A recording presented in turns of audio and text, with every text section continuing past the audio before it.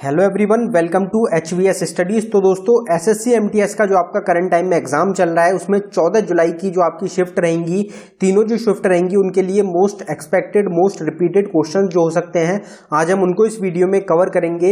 ये सभी exam based questions रहेंगे। जिस तरीके के क्वेश्चन जिस पैटर्न पे आपके एमटीएस के एग्जाम में क्वेश्चंस पूछे जा रहे हैं उसी तरीके के क्वेश्चंस आपको इस वीडियो में प्रोवाइड कराने की कोशिश की गई है हमारे द्वारा। अगर आपको वीडियो पसंद आए वीडियो को लाइक करें, शेयर करें, चैनल को सब्सक्राइब कर लें। तो चलिए वीडियो को स्टार्ट करते हैं, देखते हैं पहला क्वेश्चन क्या है। तो हमारा पहला क्वेश्चन है, who is the author of the book the test of my life from cricket to cancer and back. तो ये जो बुक है ये किसके द्वारा लिखी गई है, इसके ऑथर कौन है। तो आप देख सकते हैं कि यहाँ पे क्रिकेटर्स के ऑप्शन दिए गए हैं और इनमें से कौन से क्रिकेटर रहेंगे जो कि कैंसर से रिलेटेड है। तो आपका आंसर हो जाएगा युवराज सिंह। युवराज सिंह जो है इनको कैंसर हुआ था तो इन्होंने अपनी ऑटोबायोग्राफी लिखी है जिसका नाम रहेगा the test of my life from cricket to cancer and back.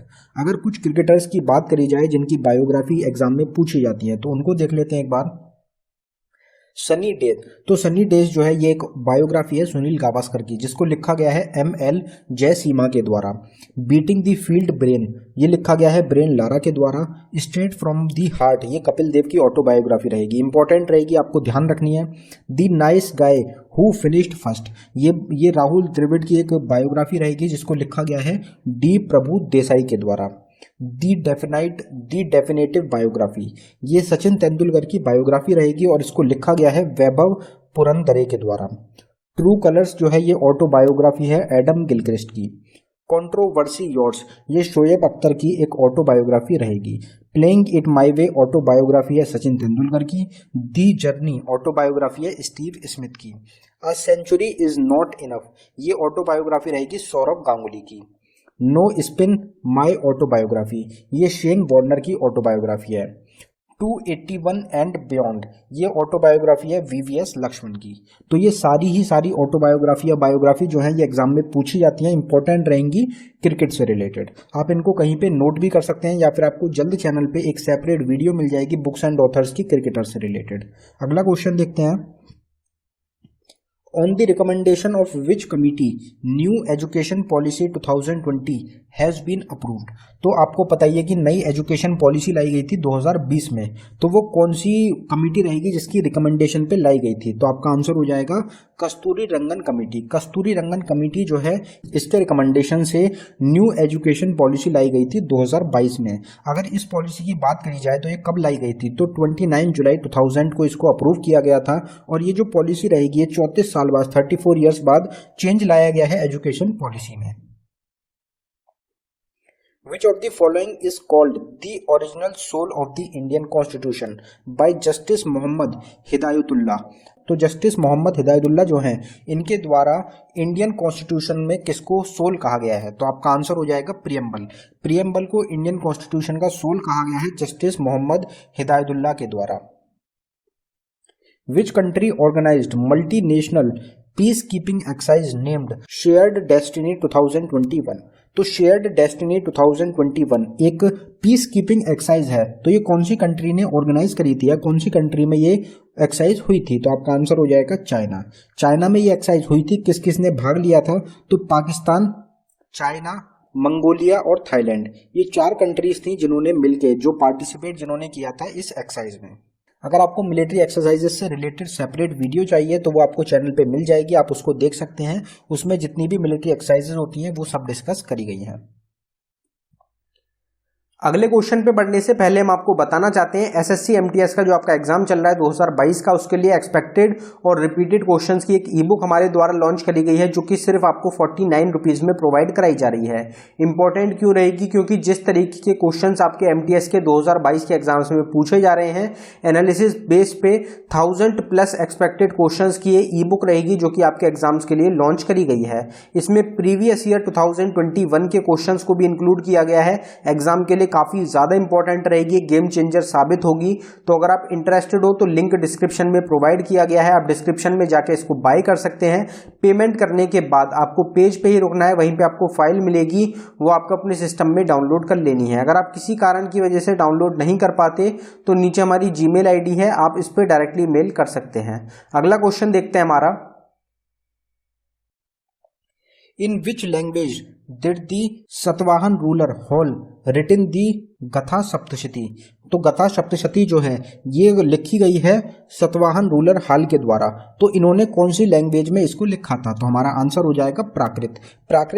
Prakrit language में लिखा गया है सतवाहन रूलर हाल के द्वारा गाथा सप्तशती को। Who has recently launched the Rising Star Fund for Export Oriented Firm and Startup। तो एक्सपोर्ट रिलेटेड जो फर्म्स हैं या फिर नए स्टार्टअप्स हैं उनके लिए राइजिंग स्टार फंड को लॉन्च किया गया था, 2021 में लॉन्च किया गया था। तो वो किसने किया था? तो आपका आंसर हो जाएगा निर्मला सीतारमण। तो हमारी फाइनेंस मिनिस्टर निर्मला सीतारमण के द्वारा राइजिंग स्टार फंड को रिलीज किया गया था, लॉन्च किया गया था। अगर इससे रिलेटेड बात करी जाए तो फाइनेंस मिनिस्टर रहेंगी हमारी निर्मला सीतारमण। इन्होंने राइजिंग स्टार फंड को लॉन्च किया था 21 अगस्त 2021 को। राइजिंग स्टार फंड जो है ये जॉइंटली सेटअप किया गया है एक्सिम बैंक और सिडबी बैंक के द्वारा। कहाँ पे किया गया था? लखनऊ में। ये फंड जो है ये आइडेंटिफाई करेगा इंडियन एंटरप्राइजेस को जिनके पास एक्सपोर्ट पोटेंशियल है। तो एक्सपोर्ट करने के लिए जो स्टार्टअप रहेंगे, जो नई फर्म्स हैं, उनको ढूंढा जा रहा है। इस फंड के द्वारा उनको पैसे प्रोवाइड कराए जाएंगे जिससे कि एक्सपोर्ट इंडिया जो है वो अपने सामान को एक्सपोर्ट कर सके बाहर तक नए स्टार्टअप्स के through. Who among the following has won the Maharashtra Bhushan award 2021। Maharashtra Bhushan award जो दिया गया है 2021 का, वो किसको दिया गया? तो हमारा आंसर हो जाएगा आशा भोसले। आशा भोसले जो है एक सिंगर रहेंगी इंडिया की, काफ़ी फेमस सिंगर हैं। इनको सम्मानित किया गया है महाराष्ट्र भूषण अवार्ड 2021 से। अगर आशा भोसले की बात करी जाए तो इनसे रिलेटेड आपको कुछ पॉइंट्स याद रखने हैं। आशा भोसले को सम्मानित किया गया था Guinness book of world record से, क्योंकि ये एक इकलौती आर्टिस्ट बनी है जिन्होंने म्यूजिक हिस्ट्री में सबसे ज़्यादा सॉन्ग्स दिए हैं। गवर्नमेंट ऑफ इंडिया ने इनको ऑनर दिया है, सम्मान दिया है। दादा साहब फाल्के अवार्ड से सम्मानित किया था 2000 में और पद्म विभूषण अवार्ड से सम्मानित किया था 2008 में। तो ये कुछ अवार्ड्स हैं, कुछ ऑनर्स हैं जो कि दिए गए हैं आशा भोसले को, जो कि आपको याद रखने हैं एग्जाम्स के लिए। इन विच state Garima Griha project has been started recently. तो गरिमा ग्रह एक प्रोजेक्ट रहेगा, कौन सी स्टेट ने स्टार्ट किया है? तो हमारा आंसर हो जाएगा गुजरात। गुजरात स्टेट के द्वारा एक प्रोजेक्ट को स्टार्ट किया गया है गरिमा ग्रह। तो कुछ स्कीम्स की बात करते हैं। तो ये जो पहले स्कीम होगी, जो गरिमा गृह स्कीम है, ये किस चीज़ से रिलेटेड है? तो ये एक स्कीम रहेगी जो कि शेल्टर होम की तरह काम करेगी ट्रांसजेंडर पर्सन्स के लिए। अब अगर कुछ और स्टेट से रिलेटेड स्कीम्स की बात करी जाए तो मुख्यमंत्री किसान मित्र एनर्जी योजना एक लाई गई थी राजस्थान के द्वारा।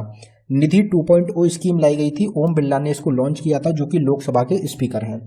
मुख्यमंत्री राशन आपके द्वार स्कीम को मध्य प्रदेश के द्वारा लाया गया था। गो ग्रीन स्कीम को गुजरात स्टेट गवर्नमेंट ने लॉन्च किया था। मेरा काम मेरा मान ये पंजाब स्टेट गवर्नमेंट ने लॉन्च करा था। मिशन वात्सल्य महाराष्ट्र स्टेट गवर्नमेंट की एक स्कीम रहेगी। मेडिसिन फ्रॉम स्काई लाई गई थी तेलंगाना स्टेट गवर्नमेंट के द्वारा।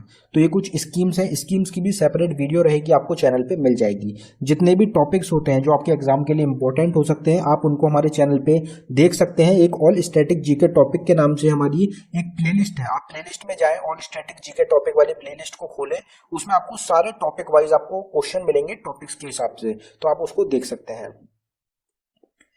What is the minimum age to become a judge of Supreme Court? तो सुप्रीम कोर्ट का जज बनने के लिए कम से कम मिनिमम एज कितनी होनी चाहिए? तो हमारा आंसर हो जाएगा नो मेंशन।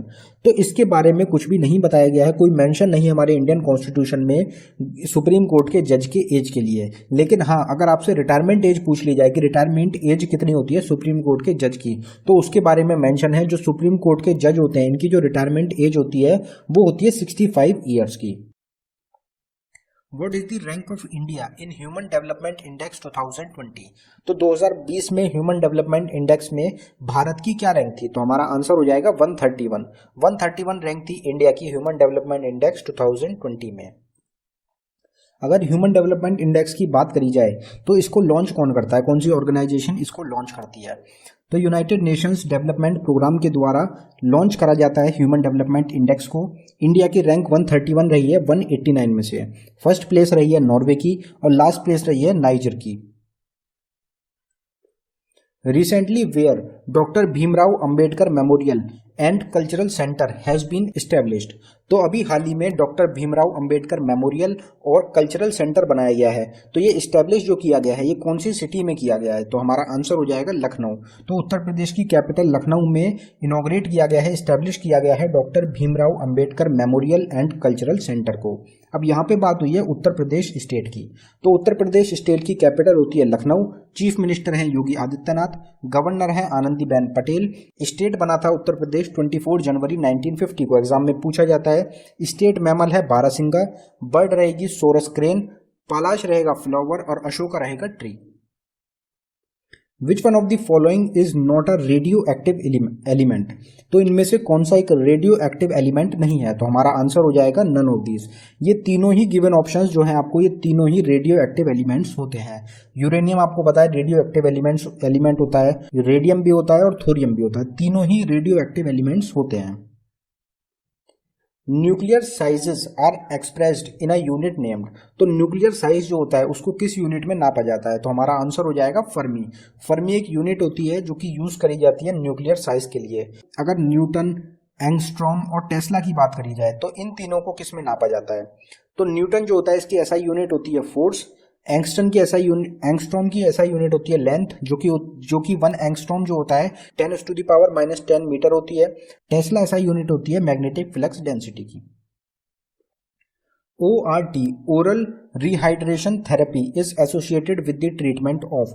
तो ओरल डिहाइड्रेशन थेरेपी जो होती है ये किस चीज के ट्रीटमेंट से रिलेटेड होती है? तो हमारा आंसर हो जाएगा डायरिया। डायरिया जो होता है उसके ट्रीटमेंट के लिए एक थेरेपी होती है जिसका नाम रहेगा oral rehydration therapy. Which of the following is the highest peak of Kumaon Himalaya? Kumaon Himalaya जो है उनका हाईएस्ट पीक क्या है? तो हमारा आंसर हो जाएगा Nanda Devi mountain. Nanda Devi mountain highest peak है कुमाऊं हिमालय की। Which one of the following article of the Indian constitution empowers the president of India to issue ordinance? तो प्रेसिडेंट के पास जो पावर होती है ऑर्डिनेंस इशू करने की, वो कौन से आर्टिकल में इंडियन कॉन्स्टिट्यूशन के बताई गई है? तो हमारा आंसर हो जाएगा आर्टिकल 123। आर्टिकल 123 में बताया गया है प्रेसिडेंट के पावर के बारे में इशू करने के लिए ऑर्डिनेंस की। अगर बाकी जो तीनों आर्टिकल्स हैं इनकी बात करी जाए तो आर्टिकल 54 रिलेटेड होता है इलेक्शन ऑफ प्रेसिडेंट से, आर्टिकल 155 होता है अपॉइंटमेंट ऑफ गवर्नर से रिलेटेड, आर्टिकल 368 होता है अमेंडमेंट, कॉन्स्टिट्यूशनल अमेंडमेंट से related. Who among the following founded the Hindu Mahasabha? Hindu Mahasabha जो है इसको किसके द्वारा फाउंड किया गया था?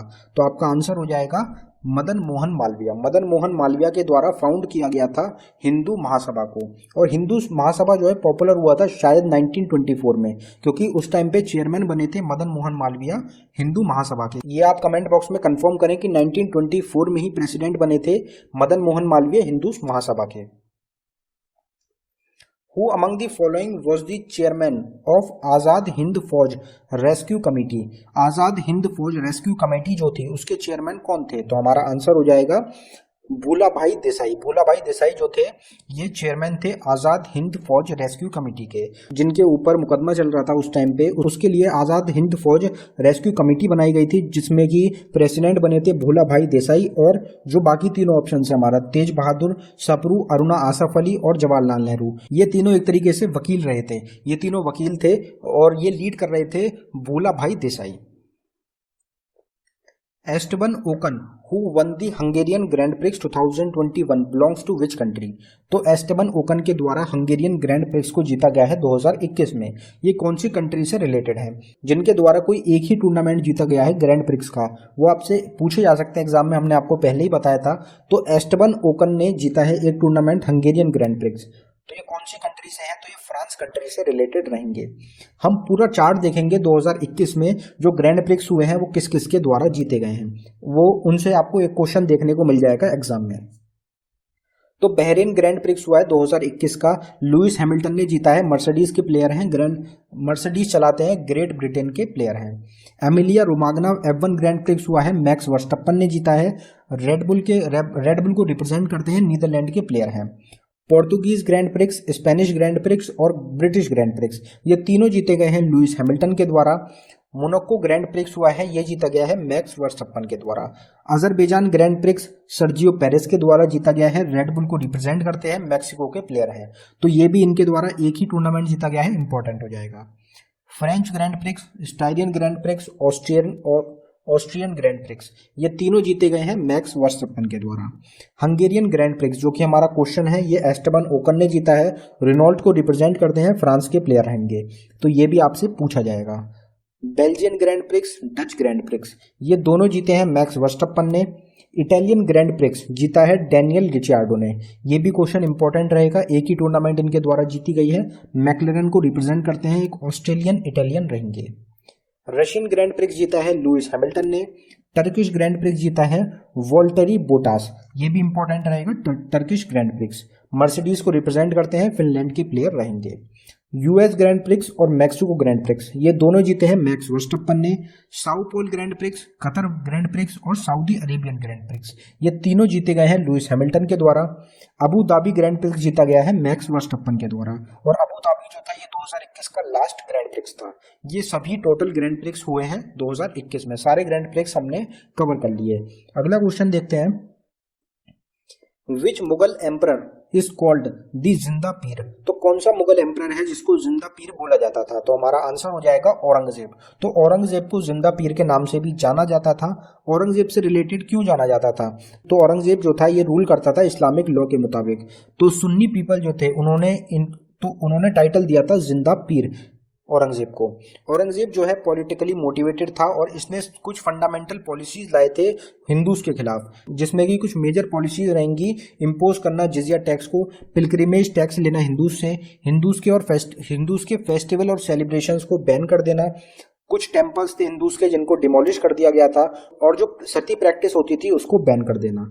ये कुछ कदम उठाए गए थे औरंगजेब के द्वारा हिंदूज के खिलाफ, जिसकी वजह से सुन्नी पीपल ने जिंदा पीर का टाइटल दिया था औरंगजेब को। तो दोस्तों ये था हमारी वीडियो का आखिरी क्वेश्चन। अगर आपको वीडियो पसंद आई हो वीडियो को लाइक करें। अगर आपने अभी तक चैनल को सब्सक्राइब नहीं किया है तो आप चैनल को जरूर सब्सक्राइब कर लें। इस चैनल पे आपको हर एग्जाम से related most important question provide कराए जाते हैं, जो कि आपके एग्जाम के लिए मोस्ट एक्सपेक्टेड क्वेश्चंस हैं। हमारी ई बुक्स रहेंगी जो कि आपको जरूर बाय करनी चाहिए, उनका लिंक आपको डिस्क्रिप्शन में मिल जाएगा। आप डिस्क्रिप्शन में जाके ई बुक्स को बाय कर सकते हैं, उनसे भी आपको एग्जाम में काफी ज्यादा मदद मिलेगी। और हमारी जो प्लेलिस्ट रहेगी ऑल स्टैटिक जीके टॉपिक वाली, जिसमें सारे स्टैटिक जीके के टॉपिक डिस्कस किए गए हैं, आप उसको जरूर देखें, उससे आपको काफी मदद मिलेगी। धन्यवाद दोस्तों।